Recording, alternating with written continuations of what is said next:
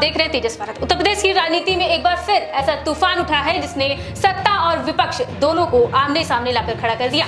एक तरफ समाजवादी पार्टी के राष्ट्रीय अध्यक्ष अखिलेश यादव हैं, तो दूसरी तरफ बीजेपी सांसद निशिकांत दुबे। मामला सिर्फ एक ट्वीट का नहीं है, मामला उस राजनीति का है जहां आरोप, पलटवार, चेतावनी और कोर्ट की धमकी सब कुछ एक साथ चल रहा है। अखिलेश यादव ने सोशल मीडिया पर एक लंबा संदेश जारी करते हुए बीजेपी सांसद निशिकांत दुबे को सार्वजनिक चेतावनी दी है। उन्होंने कहा है कि उनके बारे में फैलाए जा रहे कथित झूठे दावों को तुरंत हटाया जाए, नहीं तो कानूनी कार्यवाही की जाएगी। इतना ही नहीं, अखिलेश यादव ने उन सभी लोगों को भी चेतावनी दी है जिन्होंने इस दावों को आगे बढ़ाया है। संदेश का लहजा साफ था, या तो माफी मांगे या फिर अदालत में जवाब देने के लिए तैयार रहे। अखिलेश यादव ने बाकायदा ट्वीट करते हुए लिखा है कि सार्वजनिक, सार्वभौमिक, वैधानिक चेतावनी। जितना सत्ता पक्ष के सांसद का विशेषाधिकार होता है, उतना ही विशेषाधिकार विपक्ष के सांसद का भी होता है। पुरुषोत्तम प्रभु राम जी की मर्यादा एवं सामाजिक शालीनता, सभ्यता और संसदीय परंपरा का मान रखते हुए हम भाजपा के सांसद को 10 मिनट का समय देते हैं कि वे इस झूठे ट्वीट पोस्ट को डिलीट कर दें, अन्यथा उनके खिलाफ तत्काल नामजद रिपोर्ट दर्ज कराई जाएगी। साथ ही ये चेतावनी उन सबको भी है जिन्होंने ये झूठ फैलाया है, वो भी सोशल मीडिया पर तुरंत डिलीट करें और सार्वजनिक माफी मांगे या कानूनी कार्यवाही के लिए तैयार रहें। वो याद रखें, भाजपाई किसी के सगे नहीं है। जब सालों साल कोर्ट कचहरी के चक्कर लगाने पड़ेंगे तो कोई संगी साथी भी बचाने नहीं आएगा। जो भगवान के नहीं हुए वो इंसान के क्या होंगे।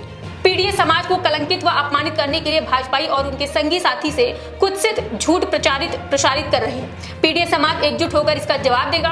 चढ़ावा चंदा चोरों का गिरोह जनाक्रोश के डर से अब अपने घरों में दुबका बैठा है और षड्यंत्र कर रहा है। अगर मुखबिरों के वंशजों में सत्य का साहस है तो अपने परंपरागत भूमिगत सुरंगी निवास से बाहर आकर अयोध्या वासियों के सामने सरयू का जल हाथ में उठाकर ये बात कहें। संपूर्ण विश्व के राम भक्त संज्ञान ले, दुनिया भर के सनातनी संज्ञान ले, अयोध्या के पूज्य साधु संत संज्ञान ले, माननीय सर्वोच्च न्यायालय संज्ञान ले, माननीय लोकसभा अध्यक्ष संज्ञान ले, उत्तर प्रदेश अयोध्या के नागरिक संज्ञान ले, समस्त पीड़ित समाज संज्ञान ले। लेकिन कहानी यही खत्म नहीं होती है। अखिलेश की चेतावनी के कुछ ही मिनट बाद निशिकांत दुबे का जवाब सामने आ गया। उन्होंने कहा है कि इतना परेशान क्यों हैं? प्रश्न ही तो पूछा था, अदालत में मिलेंगे। यानी बीजेपी सांसद पीछे हटने के मूड में बिल्कुल नहीं दिखे। अब सवाल यह है कि आखिर ऐसा क्या कहा गया था जिससे अखिलेश यादव इतने नाराज हो गए।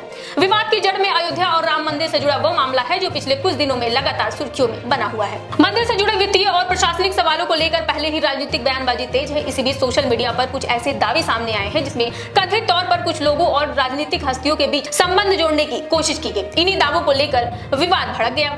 अब यहाँ सबसे बड़ा सवाल यह है कि क्या किसी सार्वजनिक व्यक्ति के बारे में बिना ठोस प्रमाण के केवल सवाल पूछ देना पर्याप्त है, या फिर सवाल के नाम पर किसी की छवि को नुकसान पहुंचाने की कोशिश की जा रही है। यही वो मुद्दा है जिस पर अखिलेश यादव ने कड़ा रुख अपनाया। राजनीति में आरोप लगाना नई बात नहीं है। चुनाव आते हैं तो आरोप लगते हैं, चुनाव जाते हैं तो भी आरोप लगते हैं। लेकिन पिछले कुछ वर्षों में सोशल मीडिया ने इस लड़ाई को और तीखा बना दिया है। एक ट्वीट होता है और कुछ ही मिनटों में लाखों लोग उसे देख लेते हैं। ऐसे में अगर कोई दावा तथ्यात्मक रूप से गलत साबित होता है तो उसका असर भी उतना ही बड़ा होता है। दूसरी तरफ बीजेपी लगातार विपक्ष पर सवाल उठाती रही है। निशिकांत दुबे उन नेताओं में गिने जाते हैं जो अक्सर आक्रामक शैली में अपनी बात रखते हैं।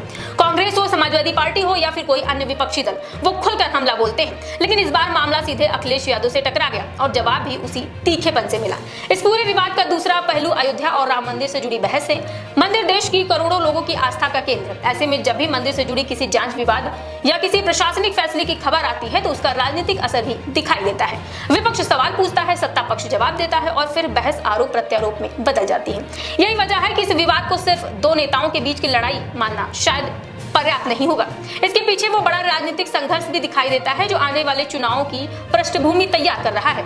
एक तरफ बीजेपी है जो राम मंदिर को अपनी बड़ी राजनीतिक और वैचारिक उपलब्धि के रूप में प्रस्तुत करती है। दूसरी तरफ विपक्ष है जो मंदिर से जुड़े हर विवाद पर जवाबदेही की मांग करता है।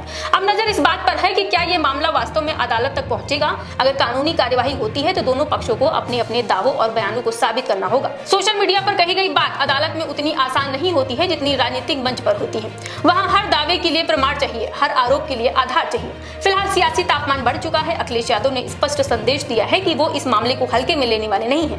वहीं निशिकांत दुबे भी अपने रुख पर कायम दिखाई दे रहे हैं। ऐसे में आने वाले दिनों में ये विवाद और बड़ा रूप ले सकता है। सबसे अहम बात यह है कि जनता अब केवल आरोप नहीं, सबूत भी मांगती है। राजनीतिक दल चाहे सत्ता में हो या विपक्ष में, दोनों से जवाबदेही की अपेक्षा की जाती है।